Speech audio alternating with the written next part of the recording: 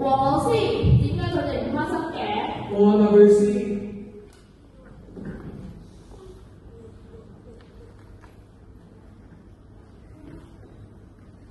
你哋有咩心事啊？我覺得我攞唔到獎，冇人中意我畫嘅畫。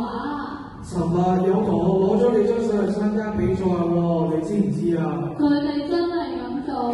係啊，連啲評審老師都話嗰張相影得好啊！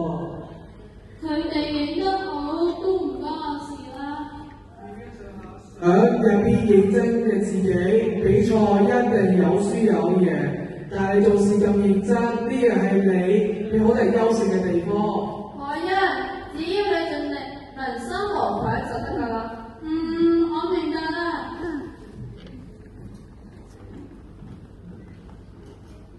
文進，你點啊？係咪練跑好辛苦啊？我唔想做運動員啊！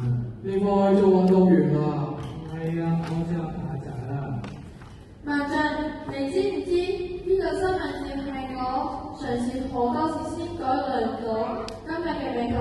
如果第一次失敗就放棄，今日嘅新聞就成唔到啦。文進，冇一件事可以一步登天㗎。比賽唔係結局，只係開始嚟嘅咋。只要你努力有恒心，一定踏過前期。咁就可以做得你哋練習啊？當然可以啦。文進，我都有嘢想同你講。咩啊？我唔想去跑步啦，對唔住。其實我唔啱，我唔應該勉強你。唔緊要，我哋仲係好兄弟。